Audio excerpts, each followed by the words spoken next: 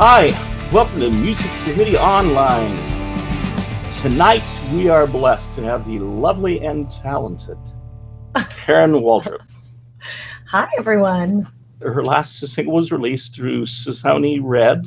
Yes, sir. And she's got a video that premiered on CMT. She's a New Orleans native and has shared the stage with Carrie Underwood, Sarah Evans, Josh Thompson, who's actually been over here too, singing a lot. Robin, my wife, voice coached him. Oh. And Hank Williams Jr., Terry Clark. You've also, says here, you've also played in Belize, Switzerland, Honduras, Guatemala. Yes, I love to travel. I have a travel bug, and I love to tour. My favorite thing is playing live music, period. I love being on stage and playing live music. I think there's such an element of uniqueness to that. That show never happens the same way twice. And something about that for me is such a thrill and is so addictive that I just can't help playing show after show after show after show. And I just love being on stage. I love the fact that everyone in the room is all a part of one agenda. And I'm like the orchestrator of that agenda. And it just is so much fun. I don't even know where Belize is. Where is Belize?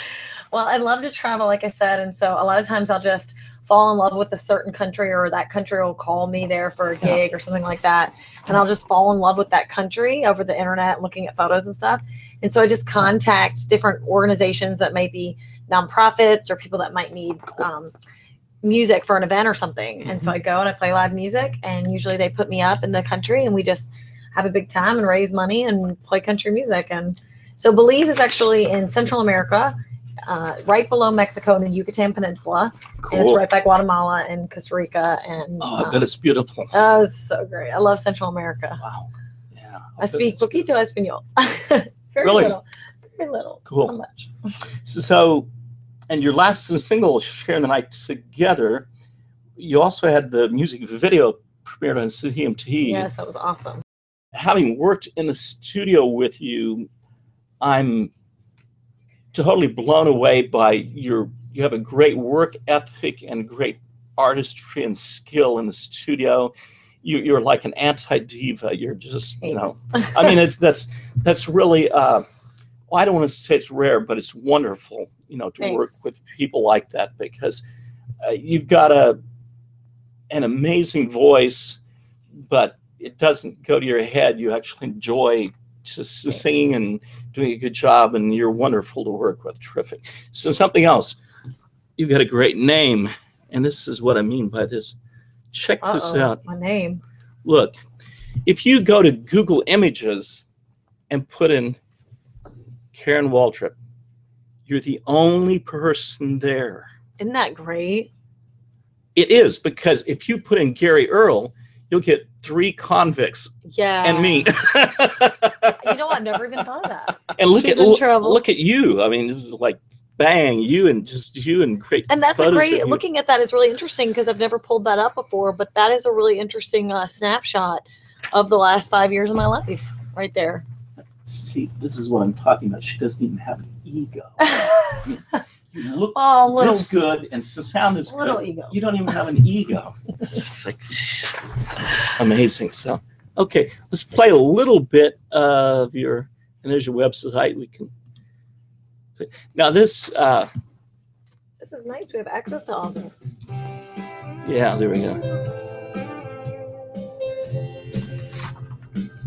Now you have newer music than this now. We'll play some here in a minute, but I wanted to roll the video, and we can talk a little bit with the video in the background, if you don't mind too. You look like $1 million. Thanks. By the way, she's also a bit of a fashionista too. I think the way that we met you was a women in music business. Yes.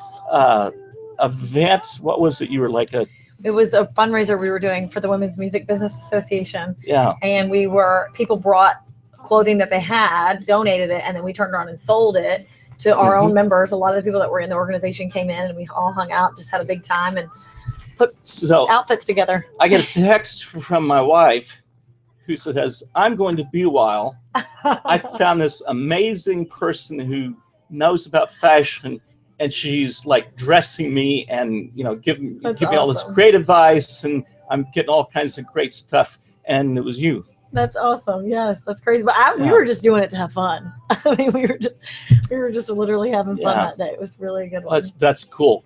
Yeah, sharing the night together was really fun to be a part of and to create. And it was the song actually found me, which I think is really great, because a lot of artists will say, you know, when a song finds them, it's meant to be, you know. And so that song came to me through an agent who was looking for an artist to cut it, and I was the one. And so they found me, brought me into the tracking room in Nashville, and it was funded and created by Dale Morris's team, and they funded the video, and that was actually shot in the same place that we recorded the song. So it's kind of it's cool to go back and watch the video, because the song, when I was standing in the microphone singing that song into it, I just felt like for the first time I was creating a song. I was recording a song of a melody that had already been created in the 70s.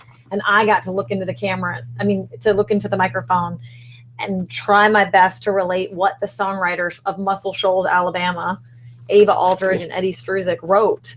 And so it was neat, you know, and I got to connect with the families of the songwriters, both of the sides of the songwriting, and sharing the night together was just a gift. You know, it really was. It was a gift that was placed in my lap, and I'm honored. So that leads right into another question I had.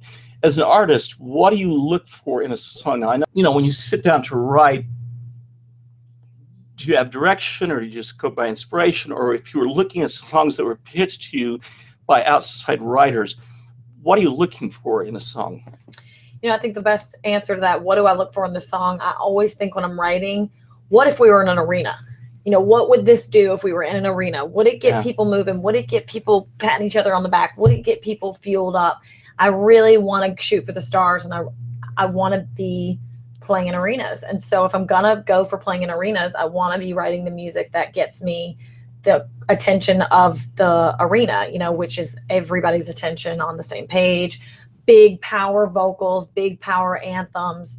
I'm looking for, you know, I want my career to be something that when I'm out on the road, the show is huge and the show is full and the show is fun. And I think with my vocal skill, it's kind of a power grit vocal. And so with that, you get that. So I try to think about what would the song sound like in an arena. That's kind of how I picture that. Sharing the night together is very much that, you know. So I worked for a while at Sony Tree, in, you know, music publishing, and a little bit in A&R at B&A to RCA B&A. So what always surprised me, because I'm into up-tempo things and, you know, party and feel good and all that, it was like 80% of the songs that were turned in were slow and sad, you know. So basically, it doesn't sound like you would be looking for a slow, sad song. Not if I was looking for outside songs. I have one that I'm looking to put on my new record that is called Star-Crossed. It's already been released independently, but we'll see. I'm hoping on bigger 2015 than ever, hopefully. But, you know, we'll see. If I could, I thought about this on New Year's Eve. If on the first day of 2014, I would have been able to see what happened in 2014, I would have been blown away, surprised, you know, all the trips to LA, all the trips to be able to get music placements on TV, all the opening acts, all that. If I could have seen that on the first day of the year, I would have been stoked. And so I'm excited about being at the beginning of 2015 and having no idea what's coming. So that's quite a way cool, exciting thing. Yeah, excellent. Sitting at the beginning of the year. Couple of questions that I'd like to ask everyone. If we ran into you at a party, what's the one question that we shouldn't ask you? Is there anything you're tired of being asked, or, you know, anything that would just really be a turnoff? Asking me to play Freebird. Do not ask for Freebird ever. I think that would be the most annoying thing. That's and it's funny because I have a new single that I'm about to release called Trashy Crash the Party, which is really fun. And there's a lyric in it that says, is a joke. And it's like, I couldn't understand why the cello player just wouldn't play Freebird. And so, you know, it's kind of a musician joke, you know, when someone in the crowd screams, Freebird, you're just like, oh God, that guy's in the house. But other than that, that's a joke. I think, you know, to come up to an artist and say anything along the lines of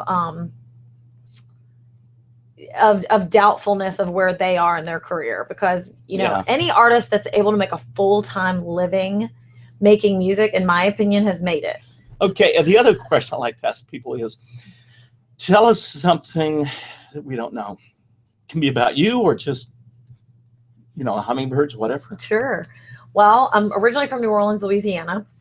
And with New Orleans, Louisiana comes a really strong culture. And it's a very strong Catholic culture. And so my grandmother actually had 18 children. No way. Yes. Seriously? My grandmother had 18 children. All by and so herself? I have, well, wow. Her and her husband, yes. Well, 18 immaculate person. Her and her husband, same man, Wow. had 18 kids and only one set of twins. And so I have a huge family. And another thing I think people are surprised to know about me is that I really like to crochet. I learned how to crochet because it's a very big part of being on the highway for me to just sit there and create crochet pieces. So I learned at the end of 2013. So 2014 was my first full year doing crochet. And then this year I get to try some new items and stuff like that. But I think it's really rare for someone my age to crochet, you know? So it's kind of a lost art. So. I think it is getting to be a lost art. Yeah, but for me, it's, I had the time, the tedious time, which people love handmade items. And so I sell them online and cool. It's fun. It's another fun fact. Do you have a gig from hell story or I mean, just, you know, it doesn't have to be bad. It can be a good gig too, but anything that was like strange or unusual, Spinal Tap-ish, you know? There was one year I played a music festival and it ended up being really amazing, but I played this music festival and we were opening for a big act and it started raining, storming, raining. And so the guy for the festival, he came out to me and he said, hey, you know, we have this beer tent. Would you guys like to go play at the beer tent? So we said, well, sure. You know, we'll love to, you know, let's move the sound. Let's make it happen. And we jammed that beer tent out in the storming rain for 3 hours. Oh, that's cool. And the act that we were opening up for that was getting paid like 5 times what we were getting paid or 7 times what we were getting paid, just got in their bus and left. And I thought that was a huge example for me, you know, to think about my career and in the future and what's going to happen when I have a bus and I'm getting paid that much money. What am I going to do? Because I really want to believe that that music would come first. That I would grab my guitar and I would play because it's about the music to me, not about the lifestyle. And I think that's a huge seed. If that seed is inside of an artist's soul and it really truly is about the music, they have a long career instead of a short one. I agree totally with that. And and I think most real major artists do tend to do whatever it takes. You know, I've seen Bono and Edge, you know, go on a talk show and impromptu, literally somebody hand them one acoustic guitar and they literally get the crowd on their feet, you know, just jamming literally with a vocal and an acoustic guitar, you know. And I mean, that's real artistry, you know, when you can do that and when you're willing to do anything, anywhere, at any time. Yes. That's way cool. Yeah. As far as a gig from hell, I would say there was one night I was playing down in Hattiesburg, Mississippi, and there was nobody at that gig because it was like a Tuesday night, and there was literally nobody. I mean, there might have been 4 people there, and that was hard. You know, to have to play to nobody is hard. And it doesn't really happen to me that much, mainly I think because we're pretty strategic about the venues. Right. But that was rough. My first trip to Nashville, my ASCAP rep said, you got to go down to Douglas Corner. There's this new writer in town from Mississippi. He's awesome. He's, you know, great. And I went down there. It was Pat Alger's, you know, who wrote Small Town Saturday Night. I mean, he wrote a lot of hits for Garth, you know, and huge career. But this was his first week in town too. And it was the bartender, Pat Alger's, and me. Wow. Yeah. And he played, you know, he played like 8 or 9 songs. Literally, he came to town with 8 songs. And like, I got done and I talked to him and I said, oh my God, it's a small town Saturday night. That's, you know, where I grew up. I mean, it's like, I was just really enthusiastic because I was blown away by his writing. Yeah. And he was kind of a little down. He was going, yeah, well, you know, yeah. And he says, you know, everybody in town's turned it down like 3 times. And so years later, I was on a board at NSCI, National Songwriters, you know, with Pat, and I mentioned that. I said, do you remember, like, you know, 10 years ago or whatever, you know, do you remember that night? And he said, and he's like, you know, he said those 8 songs that came to town, 6 of those songs got released as singles by Kathy Mattea, Wow. Garth Brooks, Al Ketchum, you know. So, that's great. See, you just never know. You just got to keep writing songs and making music. And the only one in the crowd that night was me. But you know what? He didn't pack it up and go home. He right. played the whole set. Play another one of your songs right now. The beginning? Oh, yeah, because it's the beginning of the year.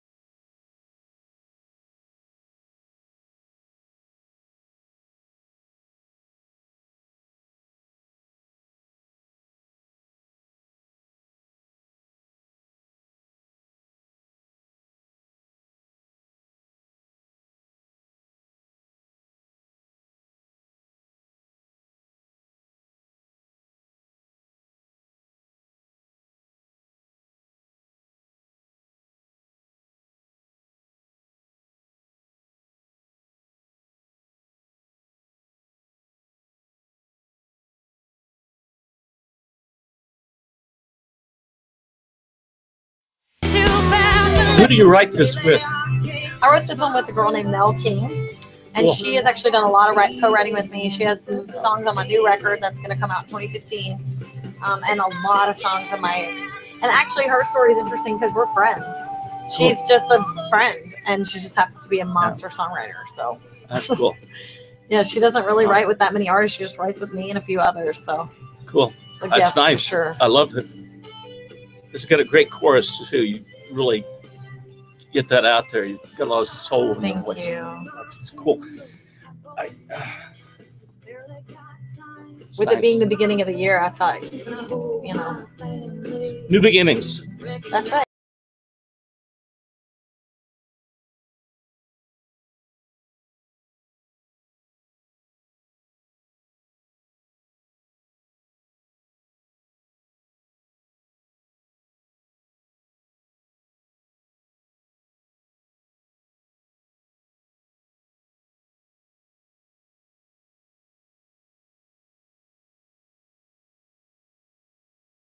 Connect up. Follow her on Twitter and Facebook, Twitter, social media, and get your music on iTunes. Yeah, I have 5 different independent records, so they're all on iTunes. You can check them out. And I'm actually going to have a placement on a new Bravo show coming out in February.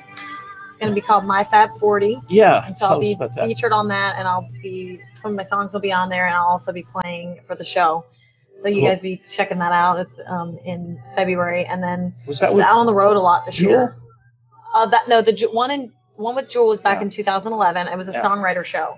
This one is in 2015, and it's called My Fab 40 on Bravo TV. Excellent. And my music's going to be there. So, and then just check out the site KarenWaldrup.com and see where I'm playing out on the highway, because I would love to see you at a live show. My whole life, from the time I wake up to the time I go to sleep, is completely dedicated to what it takes to get me at that gig, at that moment, to affect those people in that way. And I just think that as long as I keep going, it's going to keep growing. Okay, check her out. Just make sure if you go to the show, don't ask for Freebird. Thanks a lot. Bye-bye.